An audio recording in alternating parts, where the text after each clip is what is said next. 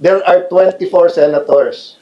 So you need 13 for a quorum and for a majority. Eto, tanong ko sa inyo ha, kung napasa nila quorum 22 daw, 12, ilan ang kailangan para ma-impeach ang isang official? 2/3, 16. Even if may kingdom ako, never naman ako hari. So yun po ang, si ano yan, si Ronald Llamas. Yung kasi ang kanyang ideology, absolutist yan eh. Naniniwala yan hindi sa democracy. Alam nyo po, hindi tayo pwedeng maniwala sa democracy. Tapos when it gets messy, umaangal tayo.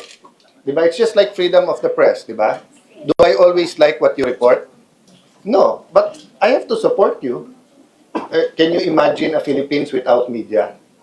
So that's why we went silent or went quiet nung Monday. Because ang Senado na kinokontrol ng Malacanang ay hindi tunay na Senado. And you saw how they did it, di ba? May mga behind the scenes dyan, kaya sabi ko nga, res ipsa loquitur. You read between the lines kung ano nangyari. But what is the reality? The reality is, I was elected by 13. The Constitution, the Senate rule says, hindi ka pwedeng palitan kung hindi 13. So wala silang 13, so wala silang quorum. Kahit anong i-invento nila sa kanilang justification, hindi totoo yun. Pangalawa, even assuming may quorum sila, 13 para tanggalin ang Senate President pro tempore. Even if natanggal nila, kasi yung all seats vacant, nung pinukpok pa lang, natawa na ako, hindi alam ni Senator Win, you cannot declare all seats vacant with 12. You can declare all seats vacant below the Senate President and Senate pro tempore with 12. Pero hindi pwedeng Senate President. So dapat, ang pinukpok ni Senator Win is that the motion is lost. Kasi 12 lang eh. Kami, nung nag-declare kami all seats vacant, 13 kami. Kaya pwede. Okay. So having said that, democracy is messy. But we have to embrace the democracy. We have to embrace. So sabi ng Constitution, walang political dynasty. Pero may political dynasty sa Pilipinas. Ibig ba sabihin, sunugin na natin buong Pilipinas? So sunugin na natin ang Senado because hindi nila gusto kung sino majority, kung sino ang Senate President. Pag sila nag-walk out, okay lang. Tignan niyo yung post ni Bam Aquino. Pag nag-walk out, para sa bayan. Pag kami hindi dumating, ayaw magtrabaho. O ano sabi nila? Ayaw namin magtrabaho. Sabi nila, maiipit yung mga general sa CA. Sabi nila, kawawa yung mga pasyente sa ospital. Kawawa yung mga estudyante, etc. O nung nag-session sila, may 12 sila. Sabi nila, may quorum. Anong ginawa nila? Nag-CA meeting ba sila? Technically, they can have a session till tomorrow. Hindi. Nag-adjourn sine die. O, pinasaba nila yung, yung sa ospital, sa pasyente. Nasa agenda yun. Pwede nila pa. Hindi nila pinasa. So makikita mo, they're talking about power. We're talking about what is right. Yung katotohanan. Napansin nyo kanina. If they attended today, then na-test nila yung credibility. Ito ang ayaw lumabas. Diba? Why would you call, ang nakalagay sa rules dito, kapag ka may problema ang security ng Senado, you can ask law enforcers, pati police for help. Kita nyo gano'ng kadaming police na sa labas. Saan ka nakakita, Secretary of DILG ang papatawag? So, si Senator Win wants to be Senate President, but he's exercising all kinds of immaturity to our democracy. Papayag siya, 12 lang. Papayag siya, acting SP, samantalang nakalagay dito, you can only have acting SP pagkapatay na o walang SP. Papayag siya na ang tatawagan niya, Secretary of Interior, para dito.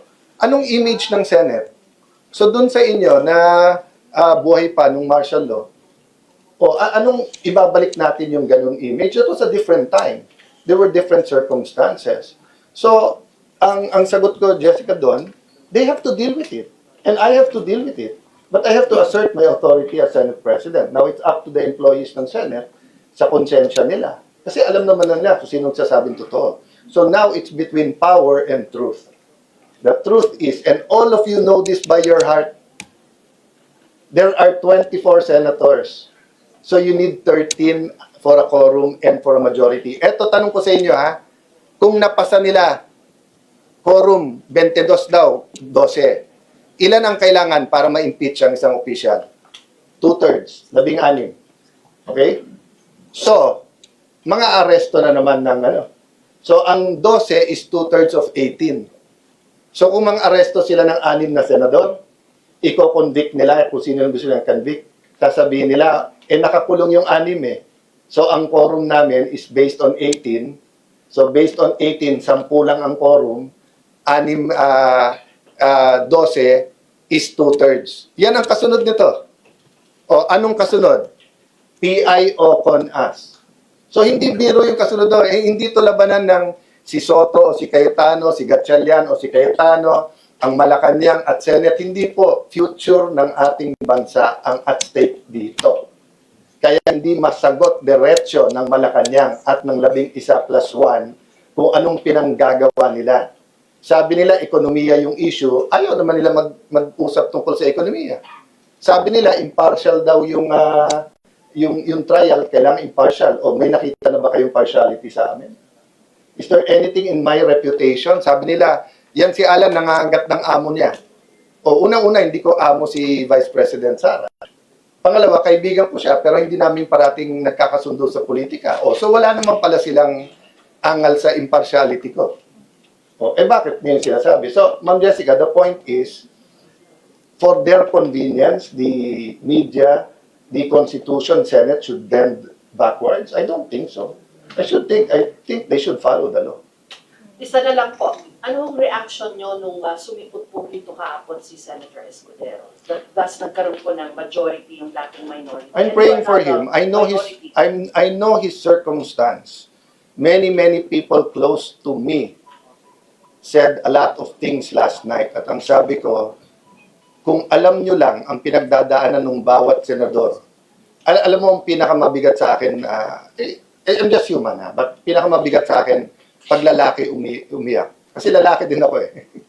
sa buong buhay ko, twice ko lang nakita umiyak dad ko. Nung EDSA Revolution and then one more time. 2 beses ko lang nakita umiyak ang dad ko. Nung nag-pass away dad ko, yung minuto na nag-pass away siya, lalabas yung luha sa mata ko, sinabihan ako ng uncle ko, you're the man of the house, you have to take charge. Kumbaga, hindi ka pwedeng umiyak. So makita ko yung kapwa senador na umiiyak, na may kaso sila, na hindi sila guilty, pero pinipilit silang sumunod. Mabigat sa akin yon. So hindi ko isa-isahin kung sino-sino yung mga yon. Yung isang binanggit ko nga kanina, walang kaso. Pero natakot na mabanggit ni Senator Lacson. That's the reality we're doing now. So I ask all of you, akala ko ba, sabi niyo, ang gusto niyong mga senador, Salonga, Tanyada, Recto, Miriam de Pedro Santiago, okay, then help us. Because that's not what is happening now. Di ba? Para kaming grupo ng konsehal o ng mga barangay kagawad na tinatakot ng sigang mayor. That's what's happening in the Senate now. You may disagree with me, you might not like me, but you know in your heart, I am telling you the truth. Yun ang importante. You know in your heart, I am telling you the truth. So that's my reaction. I'll keep to myself my feelings. But I tell you honestly, Jesse, I will be praying for him. I love him as a brother. Alam ko yung pinagdaanan ni Hart. Alam kong ama siya na yung nagtatanong yung anak niya anong nangyayari. So I'm praying for him. Sir, Of course, the Cayetano bloc and the Gatchalian bloc now are both insisting that you are right. Ano po ang magiging susunod ninyong hakbang? Lalapit po ba kayo sa Korte Suprema para ma-resolve po ito? Sila ang dapat pumunta sa Korte Suprema. Pero hindi nila gagawin yun dahil alam niyang mali sila. Why would that's a trap for them that they want me to go immediately to the Supreme Court because they know it will take time. Maniwala po kayo. Pag may naresto pang 2, 20, tapos majority na naman kami, mag-iimbento na naman ng iba yun, sila. So that's why I'm saying right now, no violence. I'm not calling for any kind of civil disobedience. I will calmly, actively fight for the rights of the Senate, rights of the duly elected Senate President, and appeal to people's conscience. Diba? I mean, some things like this take 1 day, some take 20 years, but so be it. Ang role ko po ngayon ay paglaban ng Senate. Paglaban yung totoo. But, naawa ako sa mga magbabar exam pag hindi nagsalita yung mga dean. Kasi ngayon, as you said, kampo ng Gatchalian, kampo ng Cayetano. Ngayon kasi, parang inaano nila sinong Marcos, sinong Duterte. Siguro naman, the Philippines is bigger than just two issues and two personalities, di ba? We can start deciding what's right or wrong per issue na hindi ka nababash ng kalaban o kakampi mo. Di ba? Yun ang problema. Senator. Sir, just a follow-up. Can you just expound on what you mentioned a while ago that sometimes you have to bend the law to please Malacanang? Are you saying na Bend the Malacanang has a Constitution? hand on this? That's why nagkaroon ng 12 sa kabilang kampo? Or what are you, what is your reason for saying such? It's so, Senator Jinggoy told the Senate media, di ba? At the right time, susunod na kabanata, ilalabas sa inyo yung ebidensya ng mga tumatawag sa kanya, nasa kabinete yung mga yon, na ino-offer nga na wala na siyang kaso, na basta't wag siyang aalis.